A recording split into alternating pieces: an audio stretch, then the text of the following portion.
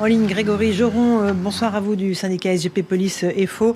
Est-ce que, d'après vos informations, c'est la piste du règlement de compte qu'il faut privilégier dans cette nouvelle fusillade? Il y en a eu une hier à Paris, dans le 16e arrondissement. Oui, je pense que l'enquête va éclairer tout ça, mais globalement, en effet, le mode opératoire, sûrement l'usage d'un fusil d'assaut type Kalachnikov en pleine journée sur quelqu'un de défavorablement connu, voire très connu, laisse supposer en effet que tout prend la forme d'un règlement de compte et sous fond de grand banditisme. De Kalachnikov, nous dites-vous, en plein jour dans une ville, c'est ça?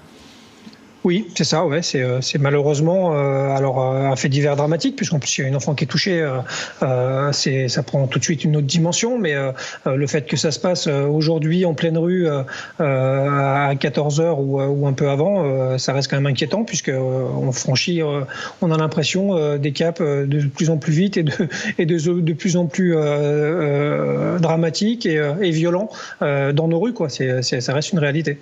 C'est vrai qu'on a l'impression d'une violence totalement désinhibée qui augmente chaque jour. Hier, c'était à Paris, en plein centre. Là, c'est à Pantin. Est-ce qu'encore une fois, les policiers sont impuissants à maîtriser ces flambées de violence ?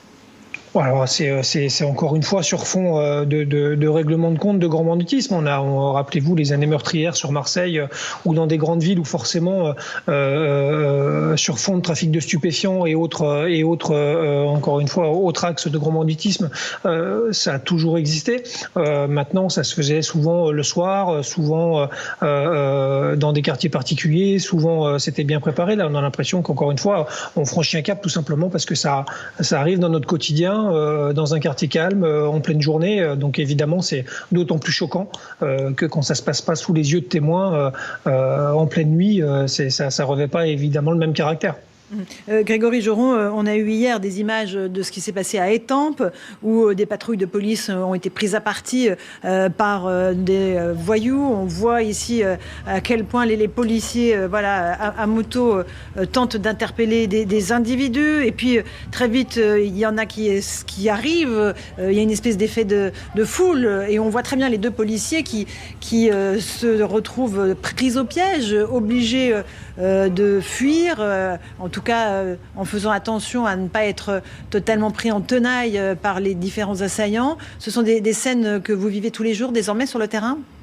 Oui, moi personnellement, je trouve que c'est plutôt intéressant que ça soit de plus en plus diffusé, surtout parce que c'est le quotidien de mes collègues depuis plusieurs années, que ça fasse aujourd'hui le tour des médias, c'est plutôt intéressant puisque nous on découvre pas encore une fois ce quotidien-là où ça devient de plus en plus difficile d'occuper le terrain, de pas devoir se replier en permanence parce que finalement on est en sous-effectif et du coup exposé et mes collègues ont leur intégrité physique qui est menacée, vous le voyez très bien sur ces images et ça malheureusement c'est tous les jours, mais c'est tous les jours à Paris, c'est tous les jours à Marseille, à Toulouse, à Bordeaux, à Lille, c'est tous les jours dans tous les quartiers de France ou presque, donc ça devient particulièrement suffocant, j'ai envie de dire, pour mes collègues qui finalement passent leur journée quasiment à être sous tension et c'est pas s'apitoyer sur notre sort que de le dire. Voilà, ces images parlent d'elles-mêmes.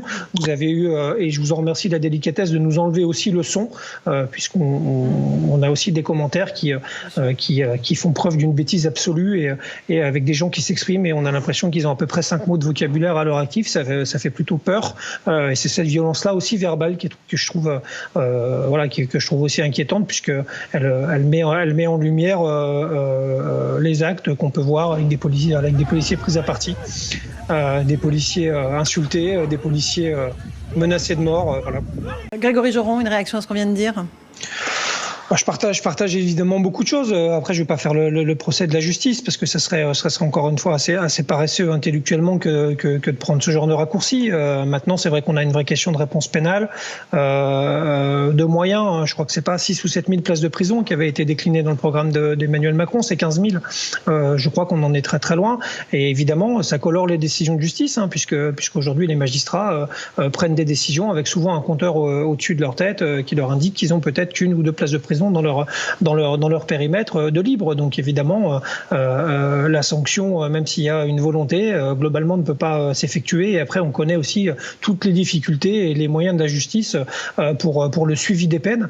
Voilà, c'en est presque ridicule hein, quand on voit que des peines de travaux d'intérêt généraux, il faut à peu près 18 mois pour les mettre en route et globalement, les personnes se retrouvent à désherber les parvis des palais de justice parce que finalement, il n'y a aucun partenariat qui est passé avec des entreprises pour pouvoir mettre en place ce genre de peines alternatives. Enfin, on touche quand même un peu le fond, quoi. Donc évidemment, il faudra un jour réfléchir vraiment à ce qu'on définit comme sanction pénale et ce qu'on veut en faire. Normalement, il me semble qu'elle est faite pour réparer la société, ou en tout cas le préjudice subi, pour réparer celui des victimes, pour entre guillemets sanctionner et punir l'auteur, mais aussi pour le réinsérer. Et je pense qu'aujourd'hui, on fait aucun des trois. Donc ça pose question. J'aimerais revenir sur ce qui s'est passé à Pantin, cette fusillade dont je parlais il y a quelques instants, cette fillette de 10 ans qui a été blessée. D'après les informations du service police-justice de CNews, nous avons la confirmation que le père de cette fillette est bien un caïd qui avait été condamné pour assassinat à 25 ans de prison avant d'être acquitté en appel en 2020 grâce à son avocat qui s'appelle Éric Dupond-Moretti, qui s'appelait Éric Dupond-Moretti. Il est garde des Sceaux aujourd'hui. On est donc sur le profil d'un vrai gros trafiquant de drogue. C'est la piste que vous aviez privilégié, en tout cas sur ce règlement de compte? Oui, j'avais eu à peu près la même information. Alors après, encore une fois, on est sûrement sur une affaire de grand banditisme et de règlement de compte. C'est évident dans le mode opératoire. Maintenant, l'enquête va se dérouler. L'auteur est toujours en fuite. Il y a quelques éléments. Donc on va voir ce que ça donne. Après, je ferai évidemment pas de commentaires sur l'ancien métier du garde des Sceaux. Hein. Aujourd'hui, il est ministre. C'est vrai qu'il était avocat il y a quelques années. Il n'y a pas si longtemps que ça. Aujourd'hui, ça fait peur de devenir policier. Donc on a un vrai sujet. Si on n'est pas capable de protéger ceux qui nous protègent, eh bien ils seront plus là, ils seront plus au rendez-vous. Grégory Joron, vous venez d'entendre ce que vient de dire Vincent Jeanbrun. Oui, je suis un père de famille et sans dévoiler ma vie, confronté à justement ce choix potentiellement fait par un de mes enfants. Donc, et j'ai du mal à ne pas l'encourager parce que ça reste un métier extraordinaire et extrêmement noble. Évidemment qu'il est difficile. Évidemment qu'on doit mettre tous les moyens pour rendre les fonctionnaires de nouveau fiers de leur métier et faire en sorte qu'ils n'aient plus peur justement d'être ce qu'ils sont, à savoir des policiers, parce qu'on l'est 24 heures sur 24. Et évidemment qu'on a énormément de travail en la matière, mais j'ai toujours un peu d'optimisme, même si on semble toucher le fond tous les jours. Et j'espère vraiment que l'avenir sera meilleur pour tous ces collègues qui font vraiment un travail formidable. Et je me paye pas de mots en le disant. Moi j'aurais du mal à dire à mon fils de ne pas le devenir. Grégory Joron, est-ce que, encore une fois, ces flambées de violence, elles sont dues au fait que la police, désormais, a reçu l'ordre d'aller s'attaquer aux trafiquants de drogue ? C'est peut-être potentiellement lié, mais globalement, on a aussi une lutte acharnée de territoire et de deal. Ça a toujours malheureusement existé. Alors avec des quartiers qui sont peut-être en déséquilibre ou en tout cas qui ont perdu, on va dire, leur réseau et de toute façon, tout de suite, d'autres réseaux essayent de prendre le pas. Donc c'est là qu'en général, on a des affrontements parce que je rappelle que ça reporte énormément d'argent et que forcément, ça attire les convoitises. Donc on est. Alors je ne sais pas si c'est lié à cette affaire sur le trafic de stupes ou quoi, mais en tout cas, le fait en effet de s'y attaquer peut générer des crispations dans certains quartiers, mais je pense pas que c'est ce qui génère les affrontements entre dealers. Réellement, ça a toujours existé. Nous, ce qui peut générer la violence, c'est en effet le fait de gêner des deals et après avoir des situations tendues le soir même sur le quartier. Après, c'est pas ce qui va entraîner les batailles entre les différentes équipes de réseau, quoi. Merci beaucoup. Grégory Joron de ces précisions. Merci d'avoir participé à Punch.